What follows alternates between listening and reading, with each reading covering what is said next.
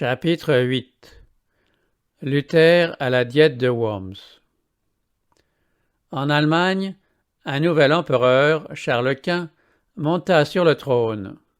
Les émissaires de Rome s'empressèrent de venir le féliciter et l'engagèrent à user de sa puissance contre la réforme.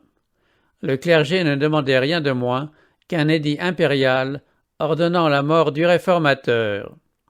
D'autre part, l'électeur de Saxe, à qui l'empereur devait en grande partie sa couronne, suppliait ce dernier de ne rien faire contre Luther avant de l'avoir entendu. Ni Sa Majesté impériale, ni personne n'ayant encore prouvé que les écrits de Luther eussent été réfutés, il demandait pour le docteur de Wittenberg un sauf-conduit lui permettant de comparaître devant un tribunal de juges savants, pieux et impartiaux.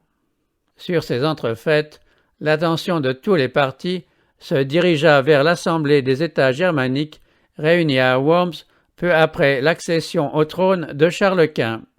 Les dignitaires de l'Église et de l'État étaient accourus de toutes parts. Des seigneurs séculiers de haute naissance, puissants et jaloux de leurs droits héréditaires, des ecclésiastiques princiers, conscients de la supériorité de leur rang et de leur autorité, de brillants chevaliers accompagnés de leur suite, ainsi que des ambassadeurs de pays étrangers et lointains, s'étaient réunis dans cette ville.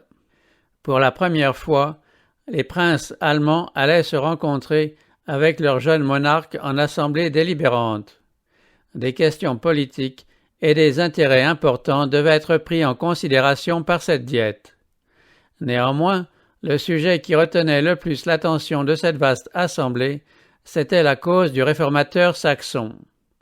Charles Quint avait préalablement chargé l'électeur de Saxe d'amener avec lui Luther, auquel il promettait sa protection et une entière liberté de discussion avec des personnages compétents sur la question en litige. Luther désirait vivement comparaître devant l'empereur. Sa santé était alors fort précaire, mais il écrivait à l'électeur « Si je ne puis aller à Worms en santé, je m'y ferai transporter malade. Car si l'empereur le désire, je ne puis douter que ce ne soit l'appel de Dieu lui-même.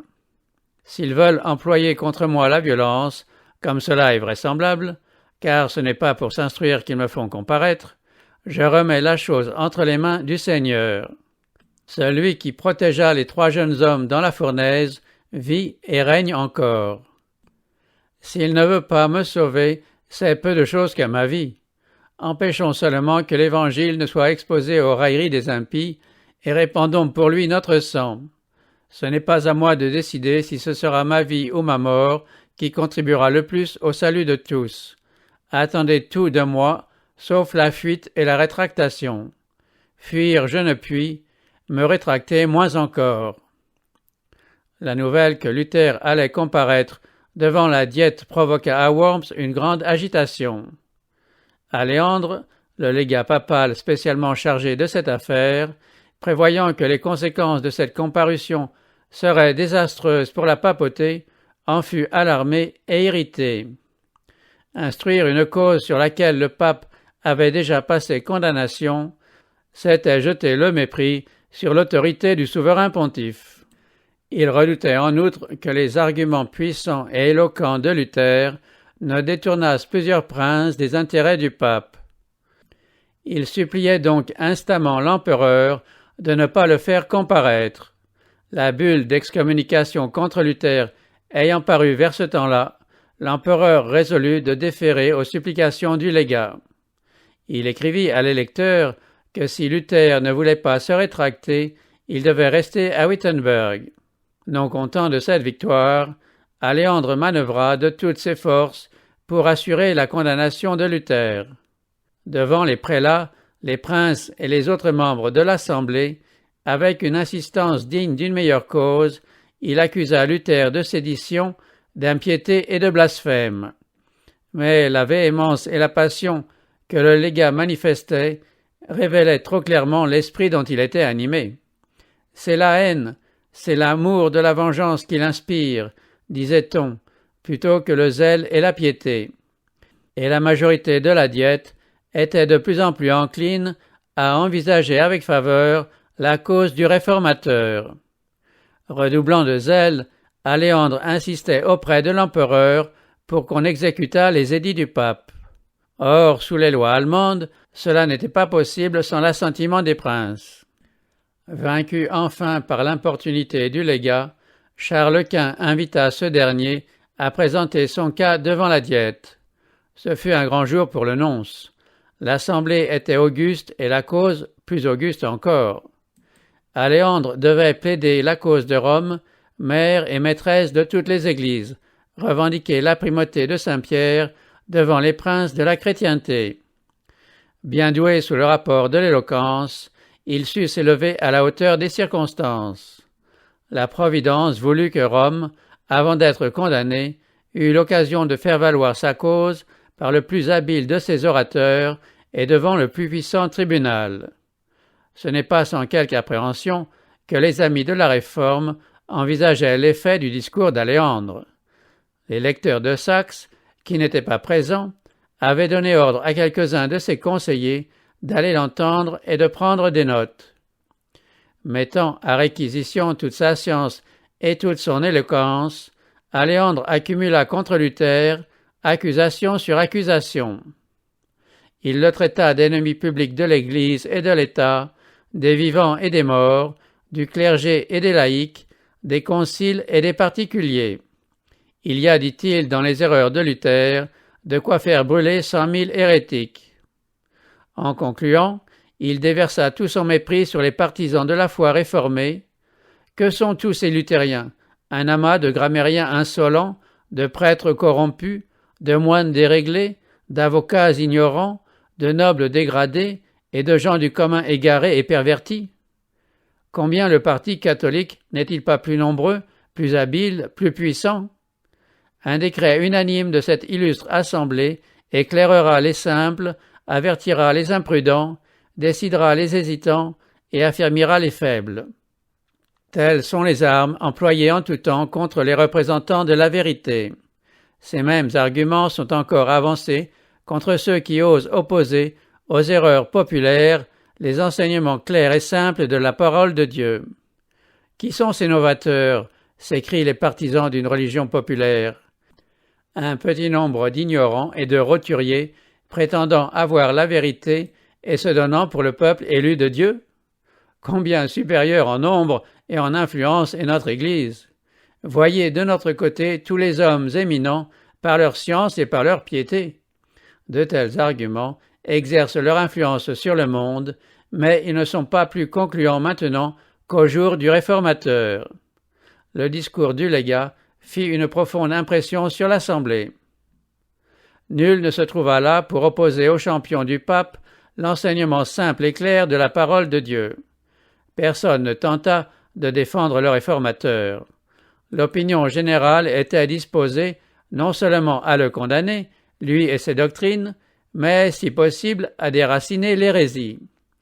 Rome avait défendu sa cause dans les conditions les plus favorables. Tout ce qu'elle pouvait dire en sa faveur, elle l'avait dit. Mais son apparente victoire était le signal de sa défaite. Dès ce moment, le contraste entre la vérité et l'erreur deviendrait d'autant plus manifeste qu'elles allaient pouvoir se livrer ouvertement bataille. À partir de ce jour, jamais la position de Rome ne devait être aussi forte qu'auparavant. Le légat avait présenté la papauté sous son plus beau jour. Les membres de la Diète étaient à peu près unanimes pour livrer Luther à la vindicte de ses ennemis. À ce moment, l'Esprit de Dieu poussa un membre de la Diète à faire un tableau véridique de la tyrannie papale. Noble et ferme, le duc Georges de Saxe se leva dans l'auguste assemblée. Après avoir décrit avec une exactitude impitoyable les abus de la papauté, ainsi que leurs déplorables conséquences, il conclut: « Voilà quelques-uns des abus qui crient contre Rome, toute honte bannie, on ne s'applique plus qu'à une seule chose, amasser de l'argent, encore de l'argent. En sorte que les prédicateurs qui devraient enseigner la vérité ne débitent plus que des mensonges, et que non seulement on les tolère, mais qu'on les récompense, parce que plus ils mentent, plus ils gagnent. C'est de ce puits fangeux que proviennent tant d'eau corrompue. La débauche donne la main à l'avarice. Ah, c'est le scandale que le clergé donne qui précipite tant de pauvres âmes dans une condamnation éternelle. Il faut opérer une réforme universelle. Luther lui-même n'eût pu dénoncer les abus de la papauté avec plus de puissance. Le fait que l'orateur était un ennemi avéré du réformateur donnait plus de poids à ses paroles. En l'absence de Luther, la voix d'un plus grand que lui avait été entendue. Si les yeux de l'Assemblée avaient été ouverts, elle aurait vu dans son sein des anges de Dieu rayonnant de lumière, dissipant les ténèbres de l'erreur et ouvrant les intelligences et les cœurs à la vérité. C'était la puissance du Dieu de sagesse et de vérité qui réfrénait les adversaires de la réforme et préparait ainsi la voie à la grande œuvre qui allait s'accomplir. La réforme n'a pas pris fin avec Luther, comme beaucoup le supposent. Elle doit se poursuivre jusqu'à la fin de l'histoire de l'humanité. Luther avait une grande tâche, celle de communiquer au monde la lumière que Dieu avait fait briller sur son sentier. Et pourtant, il ne la possédait pas tout entière. De son temps à nos jours, des lumières nouvelles n'ont cessé de jaillir des pages des Saintes Écritures. La Diète nomma aussitôt une commission chargée de préparer une liste des exactions papales qui pesaient si lourdement sur le peuple allemand. Ce catalogue, qui contenait 101 griefs, fut présenté à l'empereur avec la requête instante de prendre des mesures immédiates pour faire cesser ces abus. Que d'âmes chrétiennes perdues, disaient les pétitionnaires, que de dépravation, que d'extorsion résultent des scandales dont s'entoure le chef spirituel de la chrétienté. Il faut prévenir la ruine et le déshonneur de notre peuple. C'est pourquoi, tous ensemble, nous vous supplions très humblement, mais de la manière la plus pressante, d'ordonner une réforme générale, de l'entreprendre et de l'accomplir. La Diète exigea alors qu'on fît comparaître le réformateur. En dépit des objurgations, des protestations et des menaces d'Aléandre, l'empereur finit par y consentir. La convocation était accompagnée d'un sauf-conduit promettant que Luther serait ramené en lieu sûr. Ces deux documents furent portés à Wittenberg par un héros chargé d'escorter le réformateur. Les amis de Luther furent terrifiés. Connaissant la haine de ses ennemis, ils craignaient que le sauf-conduit ne fût pas respecté et ils le suppliaient de ne pas exposer sa vie. Il leur répondit « Les papistes ne désirent pas ma comparution à Worms, mais ma condamnation et ma mort. N'importe. Priez non pour moi, mais pour la parole de Dieu. Le Christ me donnera son esprit pour vaincre les ministres de l'erreur. Je les méprise pendant ma vie, et j'en triompherai par ma mort. On s'agite à Worms pour me contraindre à me rétracter. Voici quelle sera ma rétractation. J'ai dit autrefois que le pape était le vicaire du Christ.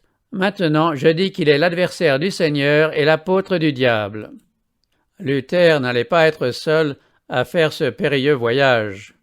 Outre le messager impérial, 3 de ses meilleurs amis décidèrent de l'accompagner. Mélenchon désirait ardemment se joindre à eux. Uni de cœur à son ami, il voulait le suivre, s'il le fallait jusqu'à la prison et à la mort. Mais on ne le lui permit pas. Si Luther devait mourir, la responsabilité de la réforme devait retomber sur les épaules de son jeune collaborateur. En le quittant, le réformateur lui fit cette recommandation : « Si je ne reviens pas, et que mes ennemis m'ôtent la vie, ô mon frère, ne cesse pas d'enseigner la vérité et d'y demeurer ferme. Travaille à ma place, si tu vis, peu importe que je périsse. » Les étudiants et les citoyens qui s'étaient réunis pour assister au départ du réformateur étaient très émus. De nombreuses personnes, dont le cœur avait été touché par l'Évangile, lui firent des adieux émouvants. Chemin faisant, Luther et ses compagnons constatèrent que de sombres pressentiments agitaient les foules. Dans certaines villes, on ne lui fit aucun accueil.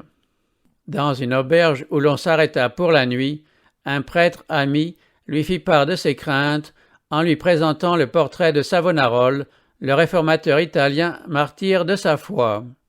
Le jour suivant, on apprit que les écrits de Luther avaient été condamnés à Worms. Des messagers impériaux proclamaient le décret de l'empereur et sommaient le peuple d'apporter aux magistrats les ouvrages proscrits. Le héros, craignant pour la sécurité du voyageur devant la diète et pensant que sa résolution était ébranlée, lui demanda s'il était encore décidé à poursuivre sa route. Sa réponse fut « Oui, même si je suis interdit dans toutes les villes ». À Erfurt, on fit à Luther de grands honneurs. Dans les rues qu'il avait si souvent parcourues en mendiant, il se vit entouré d'une foule admiratrice. Il visita la cellule de son couvent et se rappela les luttes par lesquelles il avait passé avant de recevoir dans son cœur la lumière qui inondait maintenant l'Allemagne. On l'invita à prêcher. Cela lui avait été interdit, mais le héros impérial le lui permit, et le moine qui avait été domestique du couvent monta en chaire. Il parla sur ces paroles du Christ, « La paix soit avec vous ». Tous les philosophes, dit-il, les docteurs, les écrivains, se sont appliqués à enseigner comment l'homme peut obtenir la vie éternelle, et ils n'y sont point parvenus. Je veux maintenant vous le dire, Dieu a ressuscité un homme, le Seigneur Jésus-Christ, pour qu'il écrase la mort, détruise le péché et ferme les portes de l'enfer. Voilà l'œuvre du salut, Jésus-Christ a vaincu. Voilà la grande nouvelle, et nous sommes sauvés par son œuvre et non par les nôtres. Notre Seigneur a dit, « La paix soit avec vous, regardez mes mains, c'est-à-dire regarde, ô homme, c'est moi seul qui ai ôté ton péché et qui t'ai racheté. Et maintenant, dit le Seigneur, tu as la paix. » Il poursuivit en montrant que la foi se manifeste par la sainteté de la vie. Puisque Dieu nous a sauvés, ordonnons tellement nos œuvres qu'il y mette son bon plaisir. Es-tu riche? Que ton bien soit utile aux pauvres. Es-tu pauvre? Que ton service soit utile aux riches. Si ton travail n'est utile qu'à toi-même, le service que tu prétends rendre à Dieu n'est qu'un mensonge. L'auditoire était suspendu à ses lèvres. Le pain de vie était rompu à des âmes qui mouraient d'inanition. Le Sauveur était élevé à leurs yeux au-dessus des papes, des légats, des empereurs et des rois. Luther ne fit aucune allusion à la situation périlleuse dans laquelle il se trouvait. Il ne fit rien pour attirer sur sa personne l'attention ou la sympathie. Se perdant de vue dans la contemplation du Christ, il se cachait derrière l'homme du calvaire, en qui il voyait son Rédempteur. Continuant sa route, le réformateur était partout l'objet du plus vif intérêt. Une foule avide se pressait autour de lui. Des voix amies l'avertissaient des desseins des romanistes. « On vous brûlera, lui disait-on, on réduira votre corps en cendres, comme on l'a fait de celui de Jean Hus. » Sa réponse était « Quand il ferait un feu qui s'étendrait de Worms à Wittenberg et qui s'élèverait jusqu'au ciel, au nom du Seigneur je le traverserai. Je paraîtrai devant eux, j'entrerai dans la gueule de ce béhémoth, je briserai ses dents et je confesserai le Seigneur Jésus-Christ. » En apprenant qu'il approchait de Worms, les gens furent en effervescence. Ses amis tremblaient pour sa sécurité, ses ennemis craignaient pour leur cause.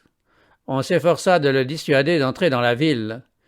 À l'instigation des prêtres, il fut invité à se retirer dans le château d'un chevalier sympathique à sa cause, où, lui assurait-on, toutes les difficultés pourraient être résolues amicalement. Des amis tentèrent d'exciter ses craintes en lui représentant les dangers auxquels il était exposé. Tout fut inutile. Inébranlable, Luther répondit « Quand même il y aurait autant de diables à Worms qu'il y a de tuiles sur les toits, j'y entrerai. » À son entrée dans la ville, l'animation fut intense. Une grande foule lui souhaita la bienvenue. L'empereur lui-même n'avait pas vu une aussi grande foule venir le saluer. Du milieu de la foule, une voix perçante et plaintive fit entendre le chant des morts pour avertir Luther du sort qui le menaçait. « Dieu sera ma défense, dit-il, en descendant de voiture. » Les romanistes n'avaient pas cru que Luther oserait venir à Worms. Aussi son arrivée les plongea-t-elle dans la consternation. L'empereur convoqua aussitôt ses conseillers afin de savoir quel parti prendre. L'un des évêques, papiste rigide, prenant la parole, s'écria « Nous nous sommes longuement consultés sur cette affaire. Que votre Majesté impériale se débarrasse promptement de cet homme. Sigismond n'a-t-il pas fait brûler Jean Hus? On n'est tenu ni de donner un sauf-conduit à un hérétique, ni de le respecter. » Non, dit Charles, ce qu'on a promis, il faut qu'on le tienne. On décida en conséquence de faire comparaître le réformateur. Toute la ville désirait voir cet homme extraordinaire. Bientôt, une foule de visiteurs envahit son appartement. À peine remis de sa récente maladie, fatigué d'un voyage qui avait duré 2 semaines entières, et devant se préparer à la comparution solennelle du lendemain, il avait besoin de calme et de repos. Mais leur désir de le voir était si grand que nobles, chevaliers, prêtres, citoyens se pressaient autour de lui. De ce nombre étaient plusieurs de ceux qui avaient hardiment demandé à l'empereur de mettre fin aux abus du clergé et qui, dit plus tard Luther, avaient tous été affranchis par mon évangile. Amis et ennemis accouraient pour contempler ce moine intrépide au visage pâle et massier qui recevait chacun avec une bienveillance enjouée. Son calme, sa dignité, son tact, son attitude ferme et courageuse, la solennité de ses paroles lui donnaient une autorité à laquelle ses ennemis eux-mêmes avaient peine à résister et qui remplissait chacun d'étonnement. Les uns voyaient en lui une puissance divine, d'autres répétaient les paroles des pharisiens au sujet du Christ, « Il a un démon ». Le lendemain, sommé de comparaître devant la Diète, Luther y fit son entrée conduit par un officier impérial, après avoir traversé des rues encombrées d'une foule avide de voir celui qui avait osé braver l'autorité du pape. Au moment où l'accusé allait comparaître devant ses juges, un vieux général, héros de bien des batailles, lui dit avec bonté « Petit moine, tu as devant toi une marche et une affaire telles que ni moi ni bien des capitaines n'en avons jamais vu de pareilles dans la plus sanglante de nos batailles. Mais si ta cause est juste, et si tu en as l'assurance, avance au nom de Dieu et ne crains rien. Dieu ne t'abandonnera pas. » Luther était enfin devant la Diète, où l'empereur occupait le trône, entouré des personnages les plus illustres de l'Empire.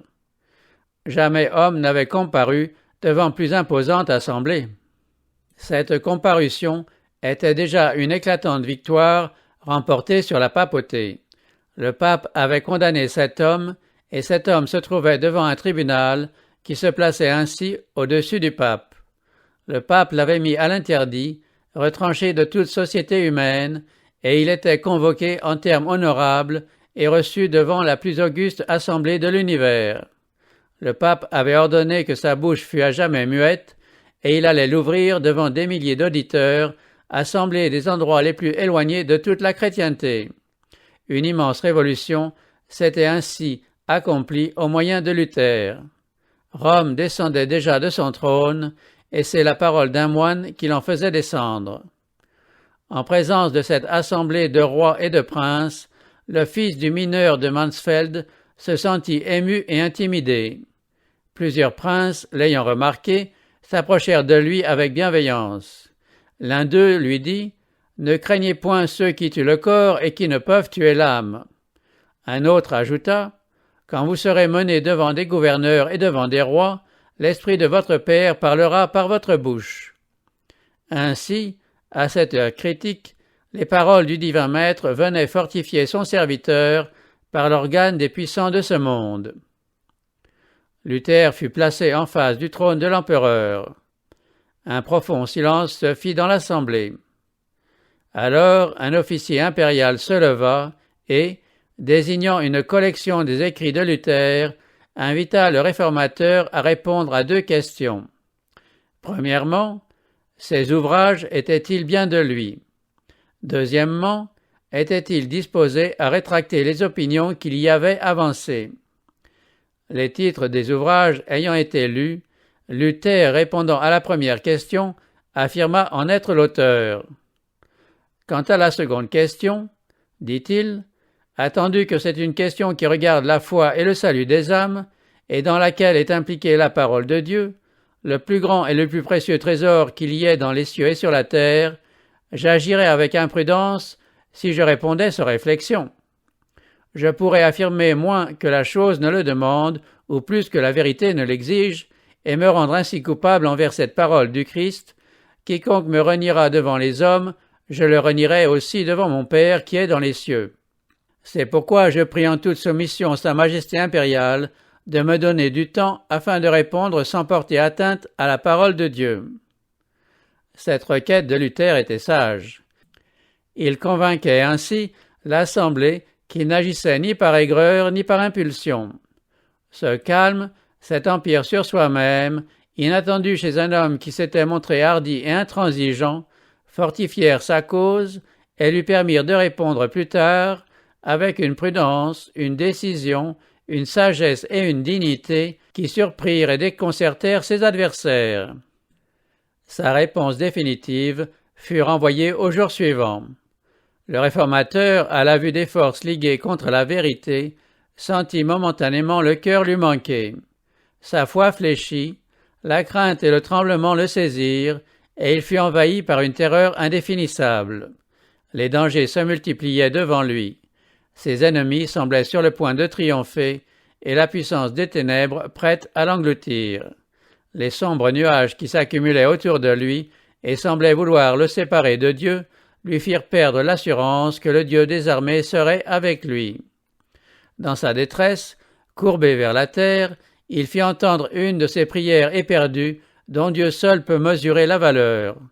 « Dieu tout-puissant, Dieu éternel, criait-il, que le monde est terrible, comme il ouvre la bouche pour m'engloutir, et que j'ai peu de confiance en toi. Si je dois mettre mon espérance dans les puissants de la terre, c'en est fait de moi. Ô Dieu, assiste-moi contre toute la sagesse du monde. Fais-le, tu dois le faire toi seul, car ce n'est pas mon œuvre mais la tienne. Je n'ai ici rien à faire, je n'ai rien à débattre, moi, avec ces grands du monde. La cause est la tienne, elle est juste et éternelle. Ô Seigneur, sois mon aide.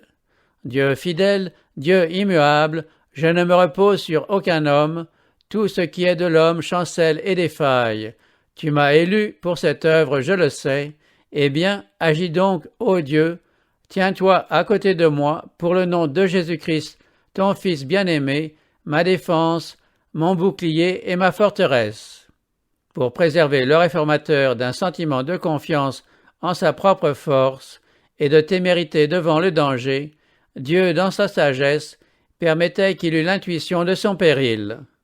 Ce n'était pas, en effet, la crainte des souffrances personnelles, ni la perspective de la torture ou de la mort apparemment imminente qui le terrifiait, et ce n'était point en vue de sa propre sécurité qu'il luttait avec Dieu. C'était pour le triomphe de l'Évangile. L'heure de la crise était arrivée, et il se sentait incapable de l'affronter. Un acte de faiblesse de sa part eût pu compromettre la cause de la vérité. Les angoisses de son âme en cette occasion peuvent être comparées à celles de Jacob au torrent de Jabbok. Comme lui, Luther lutta avec Dieu et obtint la victoire. Conscient de son impuissance, cramponné à Jésus, son puissant libérateur, il fut fortifié par l'assurance qu'il ne paraîtrait point seul devant l'assemblée. La paix rentra dans son âme, et il se réjouit qu'il lui fût permis d'élever la parole de Dieu devant les chefs de la nation. Les regards fixés sur Dieu, Luther se prépara à la lutte. Il fit le plan de sa réponse, relut quelques passages de ses ouvrages et tira des Écritures des preuves propres à soutenir ses positions. Puis, posant sa main gauche sur le livre sacré ouvert sur la table et levant la main droite au ciel, il jura de demeurer fidèle à l'Évangile et de confesser ouvertement sa foi, dût-il sceller cette confession de son sang. Quand il comparut à nouveau devant la diète, son visage ne portait aucune trace de crainte ou de timidité. Témoin de Dieu devant les grands de la terre, il respirait le calme, la paix et une noble bravoure. Son discours, en réponse à l'officier impérial qui lui demandait sa décision, fut courtois et respectueux. Sa voix claire était contenue et sans éclat. Toute sa personne manifestait une confiance et une joie qui surprirent l'assemblée. Il parla en ces termes. « Sérénissime empereur, illustre prince, gracieux Seigneur, comparaissant aujourd'hui devant vous par la miséricorde de Dieu, selon l'ordre qui m'en fut donné hier, je conjure votre majesté et vos augustes altesses d'écouter avec bonté la défense d'une cause qui, j'en ai l'assurance, est juste et bonne.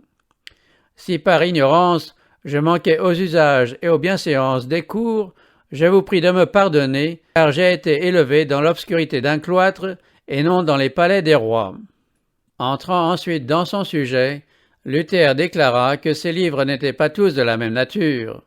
Dans les uns, il parlait de la foi et des bonnes œuvres. Ses ennemis eux-mêmes les considéraient non seulement comme inoffensifs, mais comme utiles. Les rétractés c'eût été renier des vérités que tous admettaient. Une seconde catégorie était composée de livres condamnant la corruption et les abus de la papauté. Les rejeter c'eût été fortifier la tyrannie de Rome et ouvrir la porte à de grandes et nombreuses impiétés. La troisième catégorie attaquait des individus qui soutenaient les abus existants. Pour ceux-ci, il confessa volontiers avoir été plus violent qu'il ne convenait.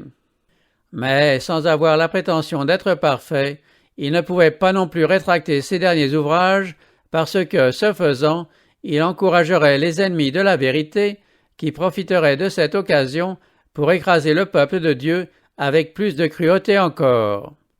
Cependant, ajouta-t-il, je suis un simple homme et non pas Dieu. Je me défendrai donc comme l'a fait Jésus-Christ. Si j'ai mal parlé, faites connaître ce que j'ai dit de mal.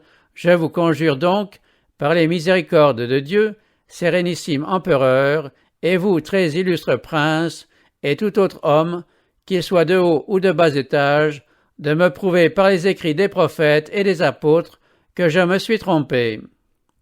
Dès que j'aurai été convaincu, je rétracterai aussitôt toutes mes erreurs, et je serai le premier à saisir mes écrits et à les jeter dans les flammes. Ce que je viens de dire, ajouta-t-il, montre clairement, je pense, que j'ai bien considéré et pesé les dangers auxquels je m'expose. Mais, loin d'en être effrayé, c'est pour moi une grande joie de voir que l'Évangile est encore aujourd'hui comme autrefois une cause de trouble et de discorde. C'est là le caractère et la destinée de la parole de Dieu. Je ne suis pas venu apporter la paix sur la terre, a dit Jésus, mais l'épée. Dieu est admirable et terrible dans ses conseils. Craignons qu'en prétendant arrêter les discordes, nous ne persécutions la sainte parole de Dieu et ne fassions fondre sur nous un affreux déluge d'insurmontables dangers, de désastres présents et de désolation éternelle. Je pourrais citer des exemples tirés des oracles de Dieu. Je pourrais vous parler des pharaons, des rois de Babylone et d'Israël, qui n'ont jamais travaillé plus efficacement à leur ruine que lorsque, par des conseils en apparence très sages, ils pensaient affermir leur empire. Luther avait parlé en allemand, on le pria de répéter son discours en latin. Il le fit avec la même puissance et la même clarté que la première fois. Cette circonstance était voulue de Dieu. Les princes étaient tellement aveuglés par les préjugés qu'ils n'avaient pu, à la première audition, saisir le puissant raisonnement de Luther. La deuxième leur permit de le bien comprendre. En revanche, les esprits fermés à la lumière et résolus à ne rien entendre n'avaient pas écouté sans colère les courageuses paroles du moine. Lorsque celui-ci eut cessé de parler, l'orateur de la Diète lui dit avec irritation « Vous n'avez pas répondu à la question qu'on vous a faite. On vous demande une réponse claire et précise. Voulez-vous, oui ou non, vous rétracter ?» Le réformateur répondit « Puisque votre sérénissime majesté et vos hautes puissances exigent une réponse simple, claire et précise, je la leur donnerai, la voici. Je ne puis soumettre ma foi ni au pape, ni au concile, parce qu'il est clair comme le jour qu'ils sont souvent tombés dans l'erreur, et même dans de grandes contradictions avec eux-mêmes. Si donc je ne suis convaincu par le témoignage des Écritures, ou par des raisons évidentes, si l'on ne me persuade par les passages mêmes que j'ai cités, rendant ainsi ma conscience captive de la parole de Dieu, je ne puis et ne veux rien rétracter, car il n'est pas prudent pour le chrétien de parler contre sa conscience. Me voici, je ne puis faire autrement, Dieu m'assiste. Amen. Ainsi parla cet homme juste, campé sur le rocher inébranlable de la parole de Dieu, les traits illuminés de la lumière divine. Alors qu'il dénonçait la puissance de l'erreur et témoignait en faveur de la foi par laquelle le monde est vaincu, la grandeur et la pureté de son caractère, la paix et la joie de son cœur devinrent manifestes pour tous. L'assemblée entière resta quelque temps muette de stupeur.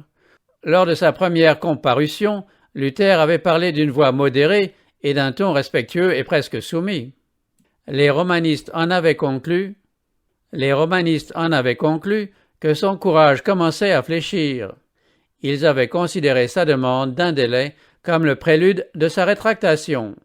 L'empereur lui-même, remarquant son air souffrant, la modestie de sa mise et la simplicité de son allocution, avait dit d'un air dédaigneux « Ce n'est pas ce moine qui fera jamais de moi un hérétique ». Mais le courage et la fermeté dont il faisait preuve maintenant, aussi bien que la puissance et la clarté de son raisonnement, surprirent tous les partis. Plein d'admiration, l'empereur s'écria « Ce moine parle avec un cœur intrépide et un indomptable courage. » Et plusieurs des princes allemands contemplaient ce représentant de leur nation avec une satisfaction mêlée d'orgueil. Les amis de la curie romaine étaient battus. Leur cause apparaissait sous le jour le plus défavorable. Pour garder leur position, ils eurent recours non aux Écritures, mais à des menaces, l'argument ordinaire de Rome. L'orateur de la Diète, s'adressant à Luther, lui cria « Si tu ne te rétractes, l'empereur et les États de l'Empire verront ce qu'ils auront à faire envers un hérétique obstiné. » Puis on le pria de se retirer pendant que les princes délibéreraient. À ces paroles, Luther répondit calmement « Dieu me soit en aide, car je ne puis rien rétracter. » Une heure grave avait sonné. Chacun en avait la conviction. L'obstination du réformateur à ne rien rétracter pouvait affecter l'histoire de l'Église pendant des siècles. On décida de lui donner une dernière occasion. Il fut ramené devant l'Assemblée. Une fois de plus, on lui demanda s'il voulait renoncer à ses doctrines. Ses paroles furent « Je n'ai point d'autre réponse à faire que celle que j'ai faite. » Il était évident que ni les promesses ni les menaces ne réussiraient à le faire céder aux désirs de ses adversaires. Vexé de voir braver par un simple moine une puissance devant laquelle princes et rois avaient tremblé, les chefs de l'Église étaient impatients de lui faire éprouver par la torture et la mort les effets de leur colère. Conscient de ces dangers, Luther avait parlé devant tous avec le calme et la dignité qui conviennent à un chrétien. Il n'y avait eu dans ses paroles ni calomnie, ni orgueil, ni acrimonie. S'oubliant lui-même et oubliant les grands personnages qui l'entouraient, il n'avait eu en vue qu'une chose, la présence d'un être infiniment supérieur au pape, au prélat et au roi. Le Sauveur avait parlé par la bouche de son serviteur, avec une puissance et une élévation qui avaient, pour un temps, surpris et émerveillé amis et ennemis. L'Esprit de Dieu, présent dans cette assemblée, avait agi sur le cœur des chefs de l'Empire.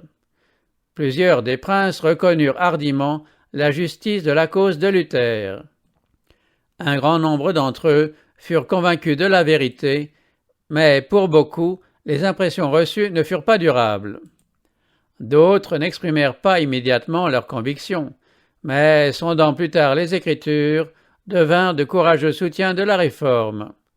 L'électeur Frédéric, qui n'avait pas attendu sans inquiétude la comparution de Luther devant la Diète, avait écouté son discours avec une profonde émotion.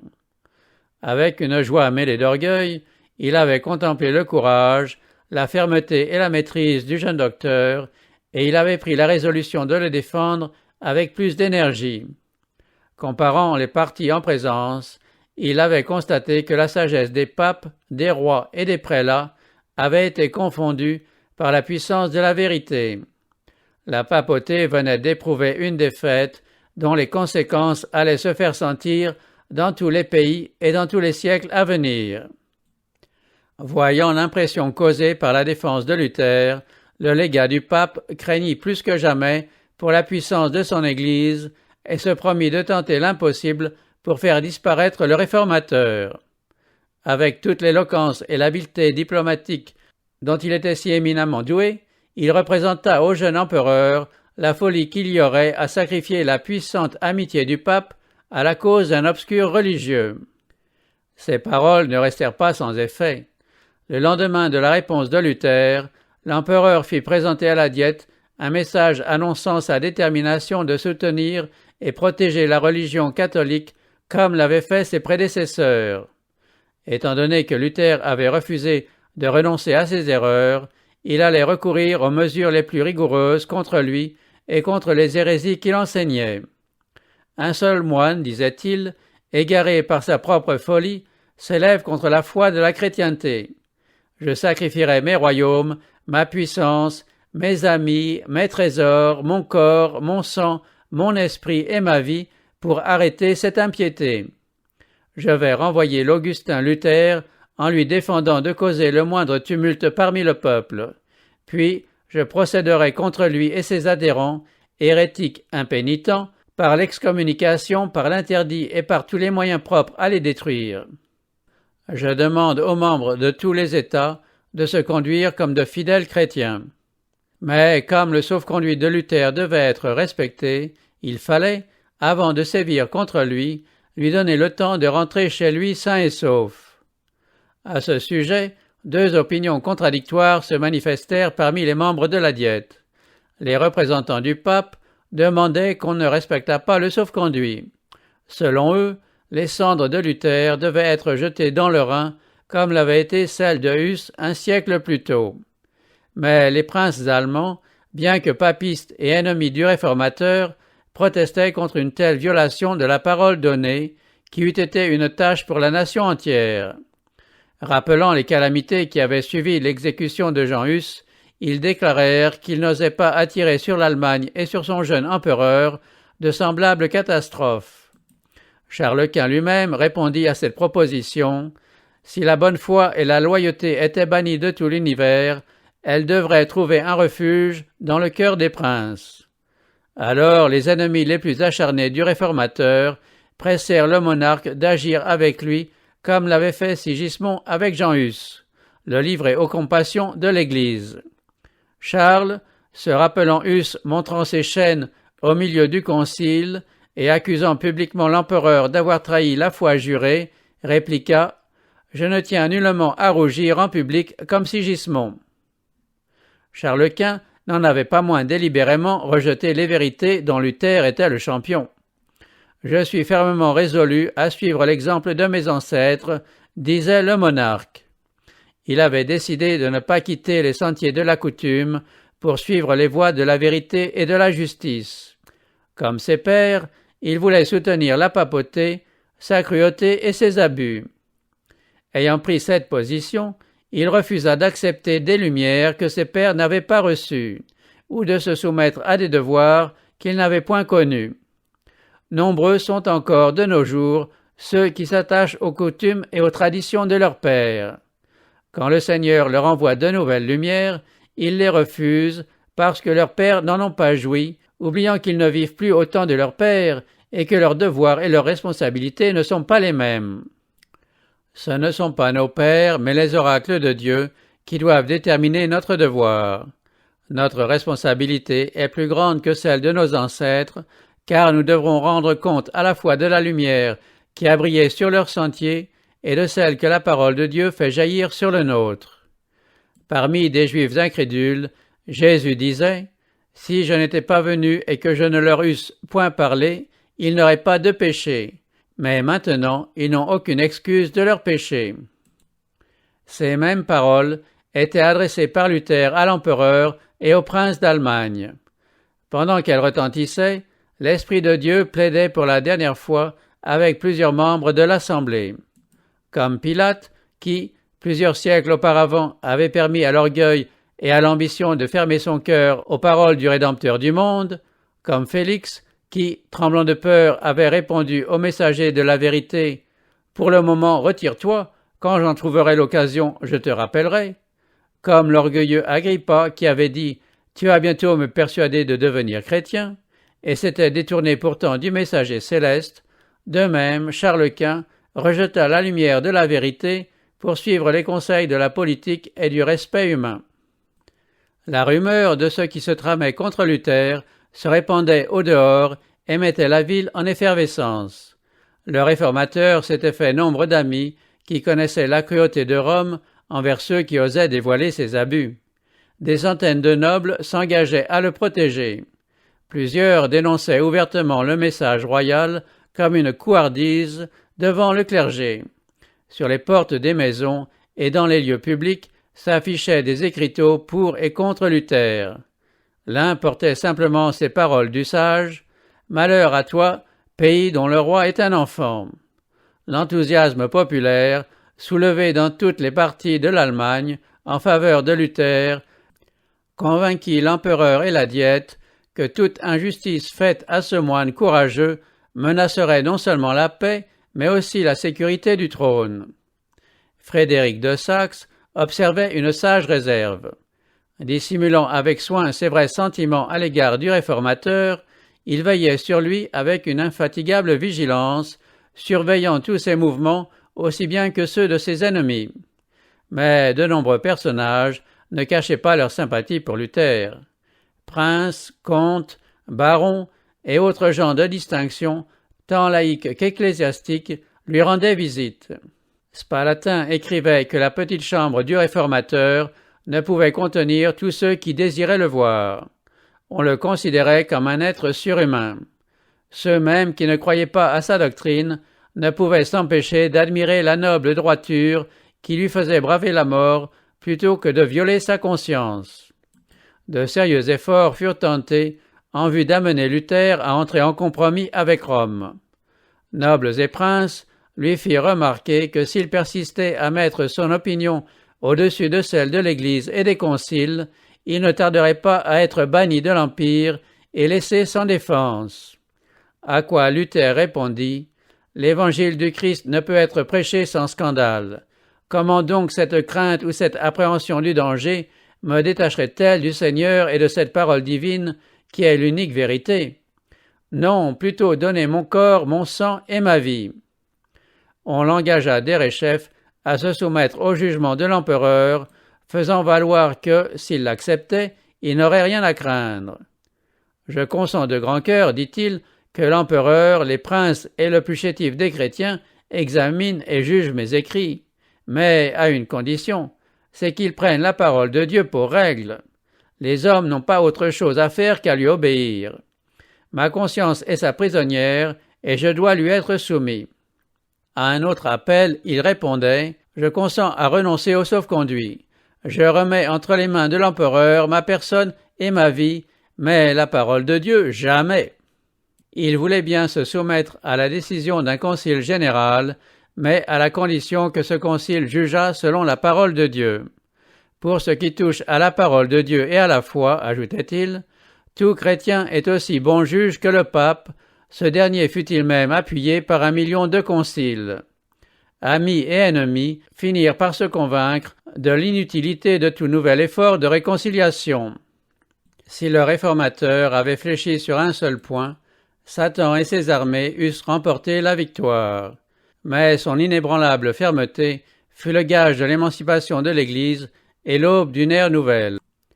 L'influence de cet homme qui osait, en matière de religion, penser et agir pour lui-même, allait se faire sentir sur les églises et sur le monde, non seulement de son vivant, mais jusqu'à la fin des temps. Sa fermeté et sa fidélité à l'Écriture devaient fortifier tous ceux qui seraient appelés à traverser des circonstances analogues.